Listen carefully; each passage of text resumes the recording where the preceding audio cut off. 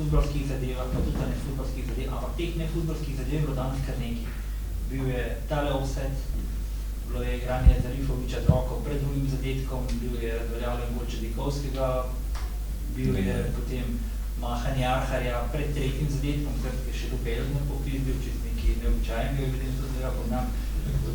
Veliko je bilo teh napak danes, da bi že lahko govorili, da so naključne.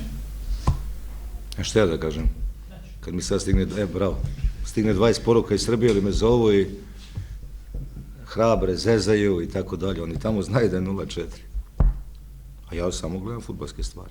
Ali kako je krenulo, šta se tu dešavalo, sve do 0-1, još uvijek je i to 0-1. Smijem li da komentarišem? Pa ne smijem.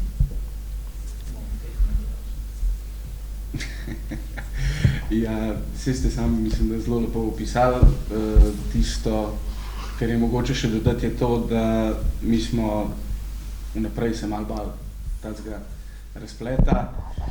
Tisti, ki malo bolj pozorno spremljate naše dvoboje z Olimpijo, se boste verjetno spomnili enega izmed naših bivših dvobojev, ko je isti stranski sodnik, ki je danes pozabil dvigniti zastavico pri stranskem pri očitnem offsetu pri prvem golu Olimpije. Je izgledalo, kot da ga je nekaj napadlo, ko je v Ljubljani mahal za to, da se je piskala 11 metrovka za Olimpijo. Danes je spet več kot očitno ni bil njegov dan. Tisto, kar pa mene osebno moti, je pa to, da je gospod z Ljubljane in da piše na zapisniku Marko Stančin z Ljubljane, ki sod tekmo med Domžalami in pa Olimpijo Ljubljana. Zdaj jaz ne vem, jaz sem v srednjo šolo hodil v Ljubljano, na faks sem hodil v Ljubljano, so me skozi zafrkavali, da smo v bistvu predmestje. Jaz se s tem nikoli nisem strinjal.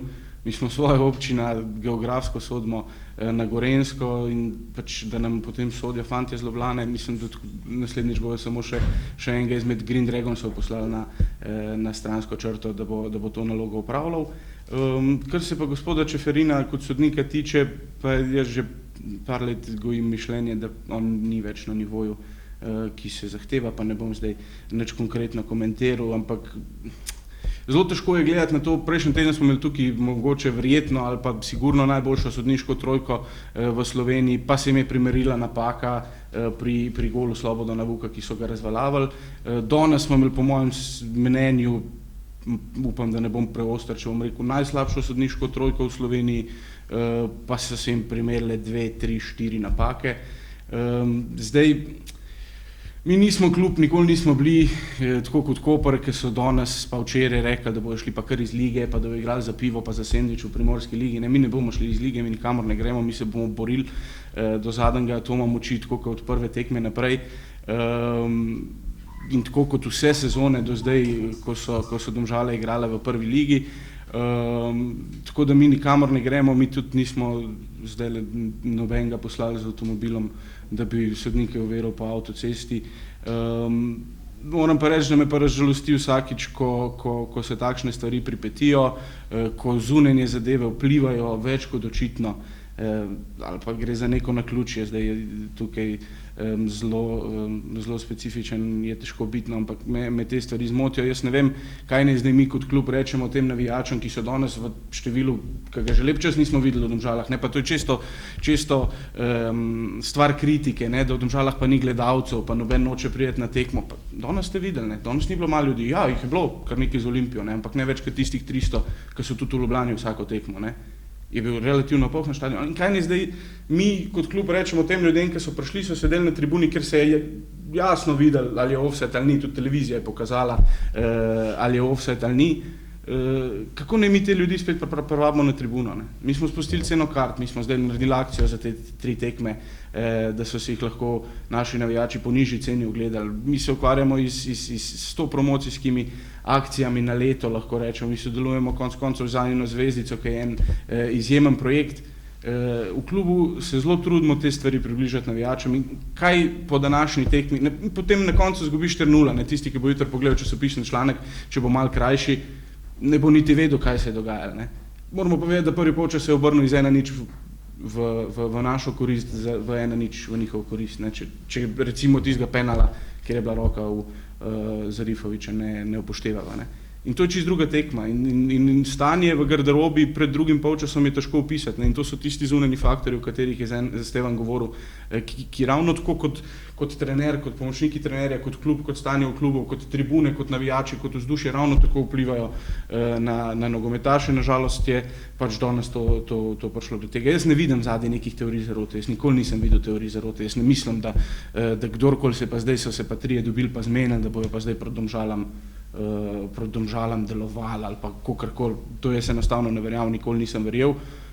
Me pa vsakič znova žalosti, no, te stvari, o katerih je govoril že Stevan, da pač enostavno 2 tedna zapored smo imeli nacionalno televizijo tukaj v Domžalah in 2 tedna zapored smo gledali eno sodniško zbrko, no, če smo mili. No. Tako da to mogoče, kar se čist kluba tiče, tako da brez skrbi mi ne vidimo nobene zarote, jaz ne vidim nobenega, ki bi proti nam deloval, pa ali na sodniški organizaciji ali druge. Ne, vem, zadeva ni tako zanimiva, kot kar Zaho reče, da so vsi podkupljeni, ali pa ko Guberac reče, da bojo izstopili iz lige, ne, ampak mi dejansko pač delujemo po nekih svojih načelih, po nekih svojih vrednotah, ki jih mi spoštujemo in pač tudi ta poštenje je ena izmed njih in zdaj govoriti o nekih zarotah bi bilo nepošteno iz naše strani, ker vemo, da tako ni, ali je sodnik danes naredil kar nekaj napak v našo škodo, mislim, da je odgovor na dlani, pa da mi niti treba povedati.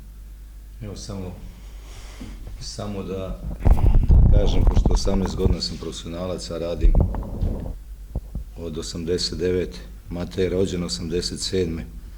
On je meni nadređeni u klubu sportski direktor, ali uzet ću za pravo da samo 2 rečenice i vama lično, kolega iz Dnevnika i svima naravno prokomentarišem ovo što sam sad čuo i molio bih vas da i vi to nađete načina, ako hoćete naravno da prokomentarišete, jer sam sad siguran da za tih 5 godina o kojima sam vam pričao, kad budete nekad se setili Steve Mojsilovića, ja ću zaslužiti to, ću raditi u još jačem klubu mnogo.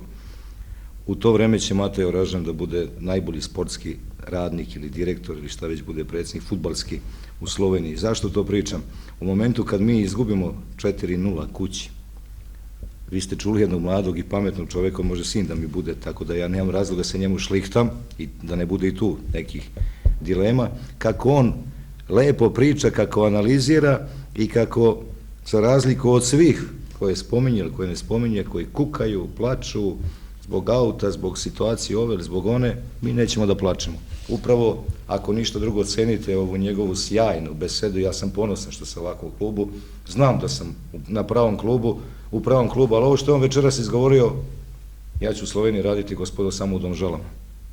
Neće me niko verujem ni zvati, to ćete vi da kažete dalje, ali da me zove, ja ću raditi samo u Domžalama, evo zbog ovakve priče Mateo Ražemel, i to je potvrda da smo mi na jednom sjajnom putu, nema drugog puta od toga. A cenite, molim vas, ako možete, da mi ovako razložno, fino i da ja lično i krećem, gospodine Šmit, vi ste mi svedok i Branko naravno, u priču, analizu o fudbalskim stvarima i kažem, mi nismo dali od nekoliko priložnosti ni 1 gol, oni su od svojih isto toliko pokazaće analiza na TV snimku priložnosti dali 4 i mi smo još 4 puta više imali na pakin grešaka u pasu od 5 do 20 metara u odnosu na ono što su oni imali. Fudbalski, to je ono što je odlučilo utakmicu.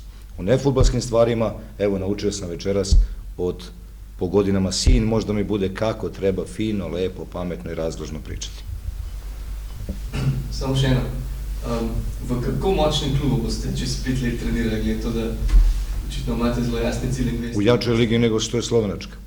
A to ću postići tako što i večeras ovde pred vama sedim, obučen kao što je obučen trener Reala, samo njegovo odelo, to uvek kaže, vredi ko zna koliko više, i oni tamo imaju kravate i odelo, tako i ja, pričam vam o fudbalskim stvarima i svaki dan živim za Domžale, živim za moj rad u Domžalama i radim najbolje što znam i umem i probam na raznorazne načine da pod znacima navoda prevarim moje kolege iz drugih klubova taktički sa igračima koje, volio bih da me nekad i pitate zašto ovo igra na ovom mestu, ovo je na ovom, a kako ovo igrao jesenas na ovom mestu, a sad igra na ovom, a sad pruža ovo. Znači, na raznorazne načine da od ovoga što imamo, na način iskoristimo najbolje i da i dalje budemo uvek na našem putu o kome pričam, jer nam je vizija prava i vreme će pokazati. Ne mislim da idem sutra iz Slovenije, naravno, ali kad zaslužim radom i rezultatima svoga rada, on je, vi to prvo gledate mesta na tabeli, ali se gleda i razvoj mladih igrača, gleda se sutra, sve se gleda, znate vi to bolje od mene da cenite, onda će, verujem, ona pravda, ona sila neka koja postoji u ovom univerzumu, da kucne i meni na rami da kaže sad si zaslužio, ideš dalje, a onda će on da me isprati, pa ću uvek da se vratim u Domžale kao prijatelj kluba, kao čovek koji je nešto ostavio, zajedno radeći sa svima koji smo ovde. Gospodinom Sedom koji snima svaki dan i on, i tako dalje. Eto, na to mislim, nisam mislio da ću ići sutra, a to vam namjerno pričam sad kad smo izgubili 0-4. Neću da pričam kad, to nisam rekao kad smo pobedili Olimpiju tamo, tako, nego vam sad pričam kad smo pobedili Maribor. Ne, pobedili smo najbolju ekipu, mi smo naše, skromni smo, znamo gde smo. Ste me sad razumeli? Ne, zanima me o kakšnem rangu klubu ste govorili, tega sem sprašal. Pa nemam ponudu, trenutno nemam ponudu iz Bundeslige, kad budem javit ću. Kad budem imao ponudu iz Bundeslige i onda ćemo javiti, ali nemam sad ništa. Dobro. Hvala vam puno. Hvala lepa.